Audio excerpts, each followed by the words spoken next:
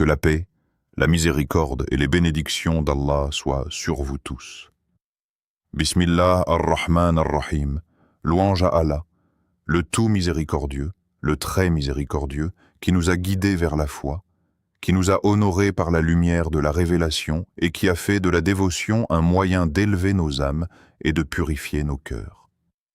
Que la paix, les salutations et les bénédictions les plus pures soient déversées sur notre noble et bien-aimé prophète Muhammad, l'enseignant de l'humanité, le modèle de la douceur et de la sagesse, ainsi que sur sa famille noble, ses compagnons vertueux et tous ceux qui suivent sa trace avec amour, sincérité et excellence jusqu'au jour de la rétribution.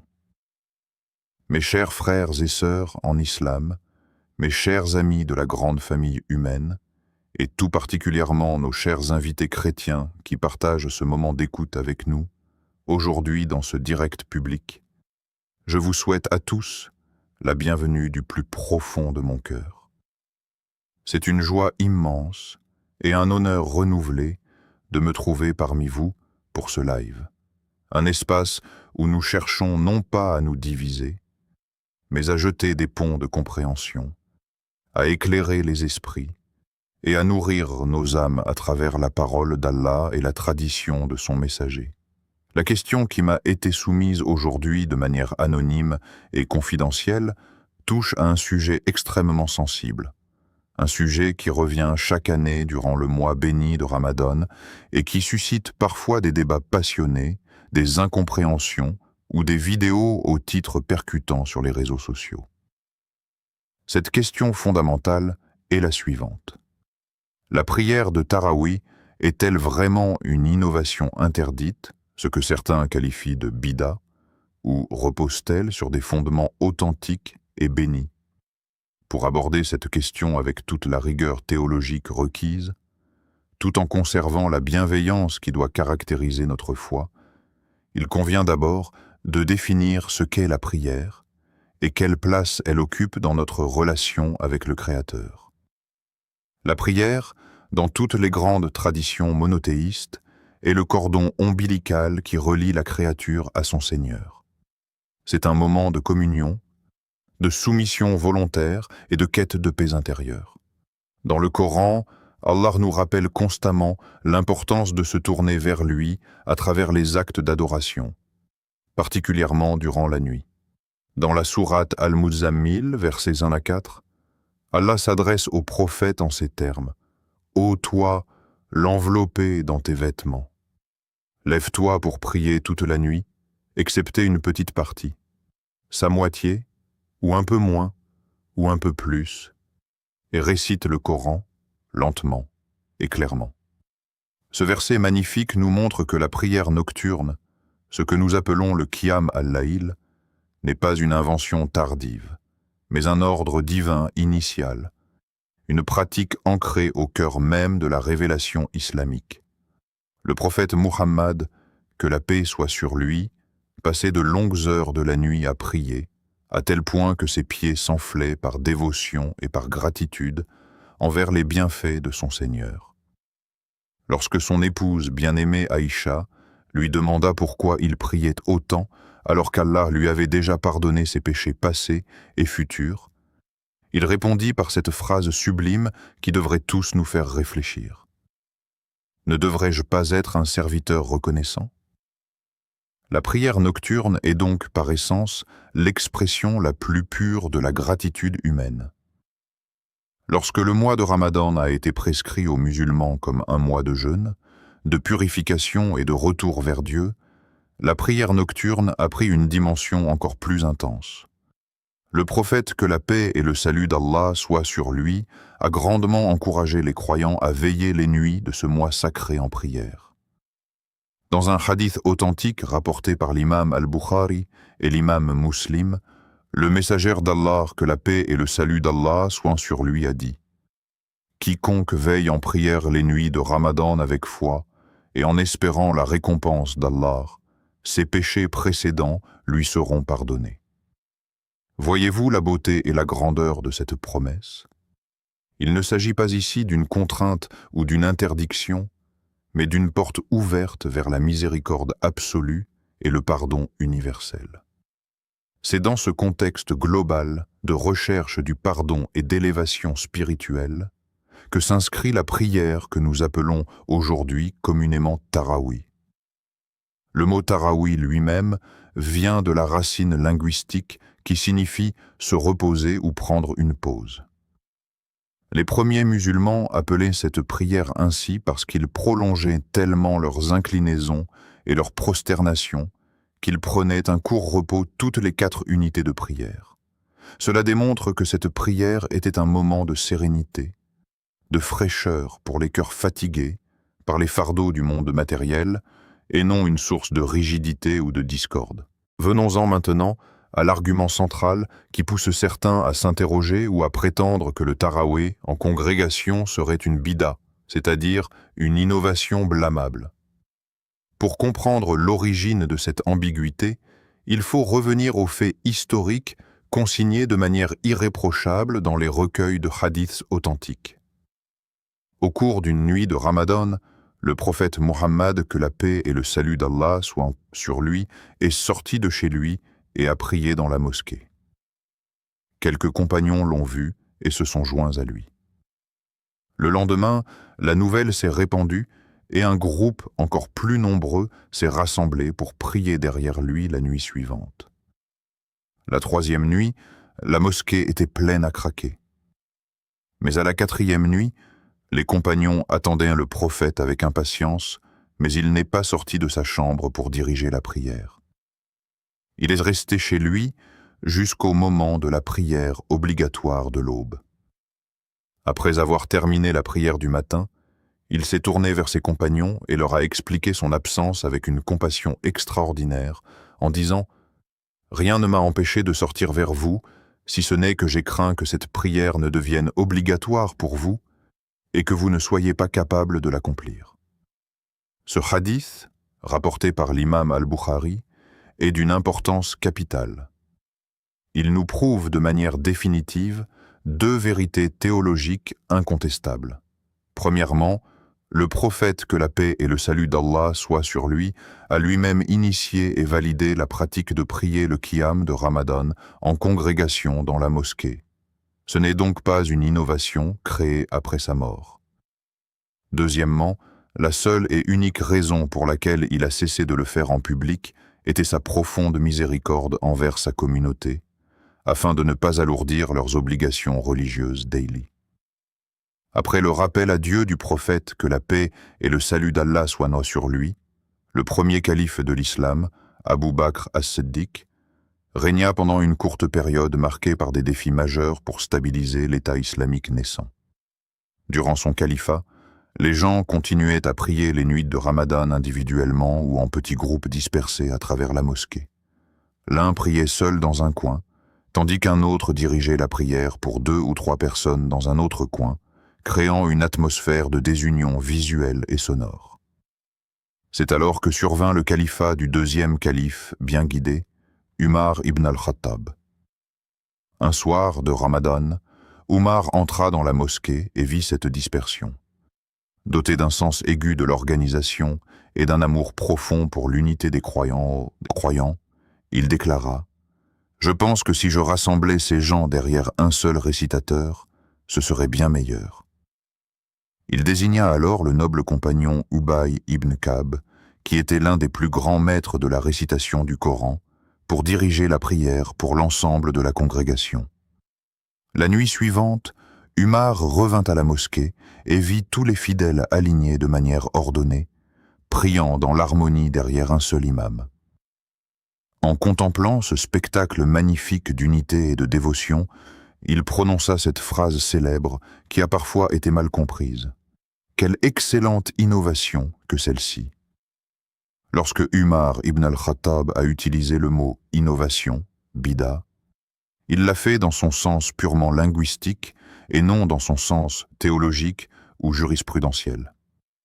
Sur le plan de la langue, une bida désigne toute chose nouvelle qui n'existait pas sous cette forme précise immédiatement auparavant. Rassembler toute la communauté de manière systématique chaque nuit de Ramadan derrière un seul imam était nouveau par rapport à l'époque d'Abou Bakr.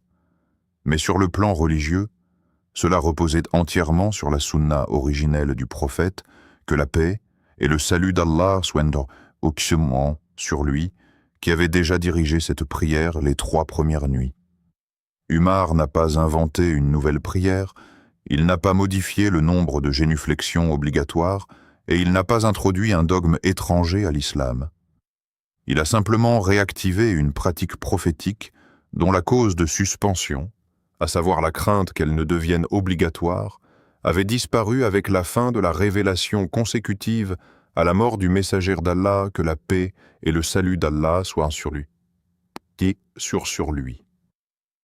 Le prophète, que la paix et le salut d'Allah soient sur lui. Lui-même nous a ordonné de suivre la voie des califes bien guidés après lui. Dans un hadith célèbre rapporté par Abu Daoud et At-Tirmidhi, il a dit « Attachez-vous fermement à ma sunna et à la sunna des califes bien guidés après moi. Saisissez-la à pleines dents. » L'action de Umar fait donc partie intégrante de la tradition islamique validée par le consensus des compagnons du prophète, parmi lesquels se trouvaient de grands savants comme Ali ibn Abi Talib, qui n'ont jamais contesté cette décision, mais l'ont au contraire saluée et pratiquée.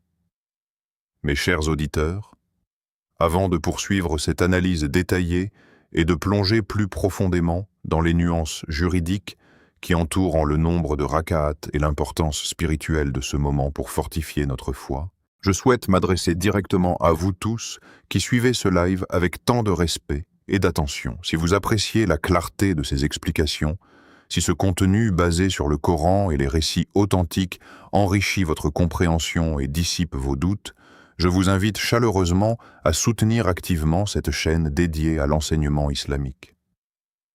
Prenez un instant pour vous abonner, aimer cette vidéo, partager ce live tout autour de vous avec vos proches, vos amis et vos communautés, afin que cette lumière de paix et de savoir puisse atteindre le plus grand nombre de cœurs possible.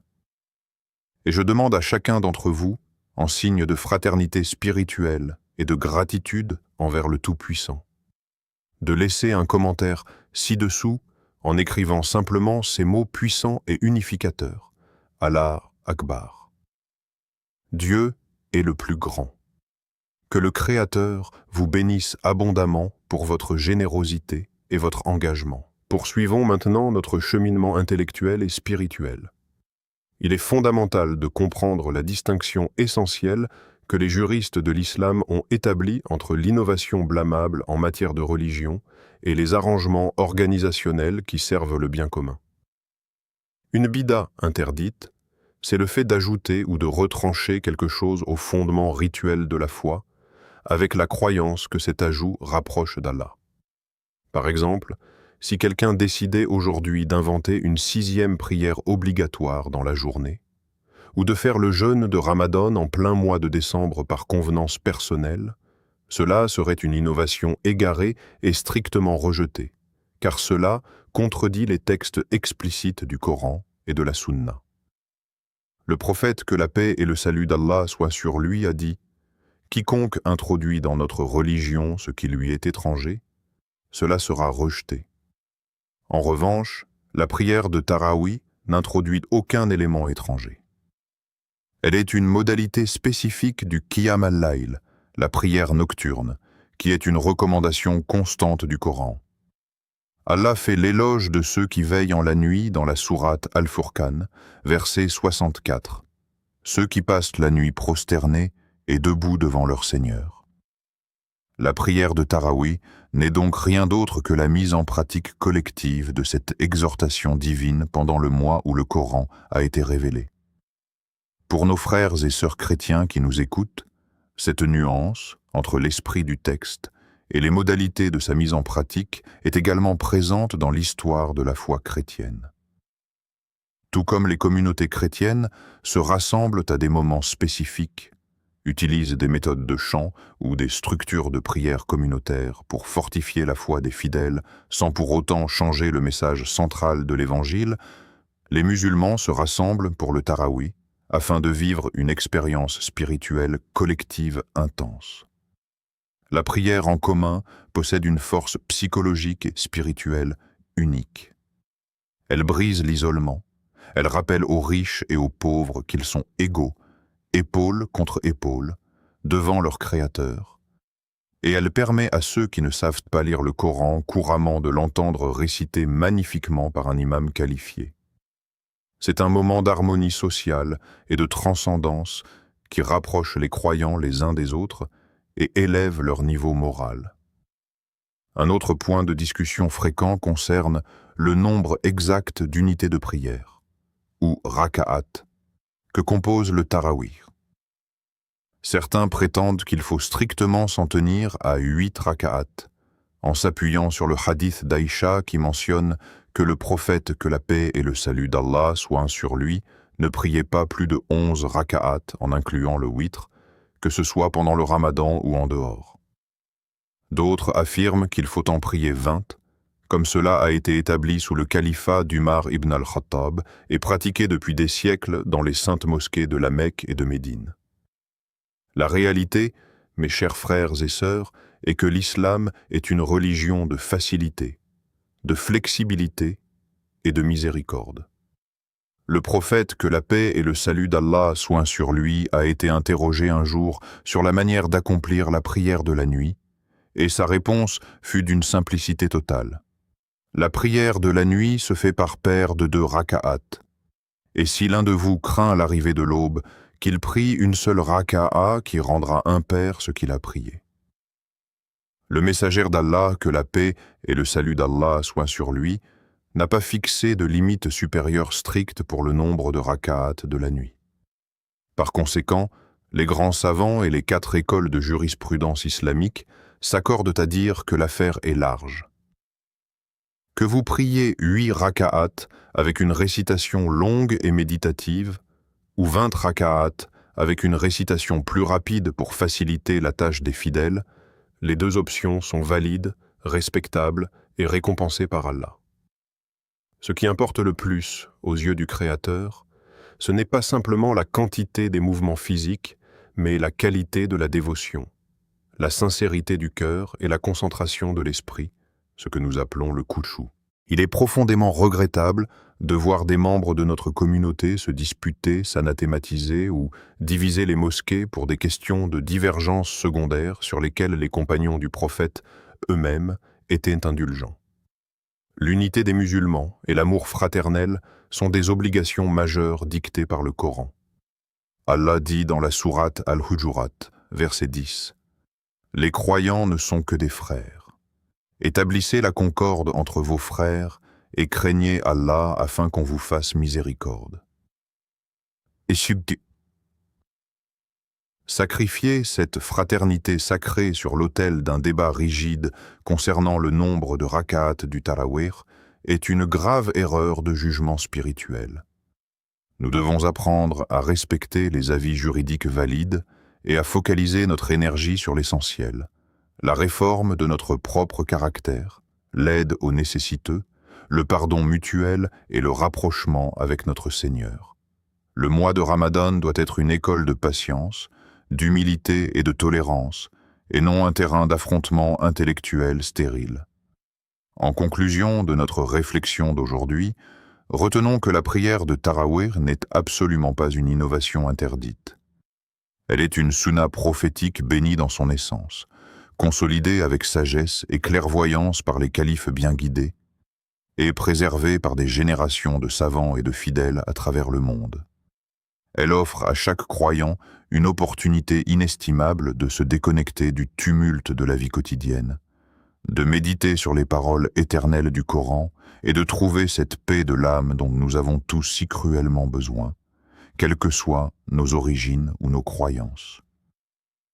Que ce moment d'échange et d'apprentissage mutuel renforce nos liens de respect, purifie nos intentions et fasse descendre la sérénité dans nos foyers et dans nos sociétés.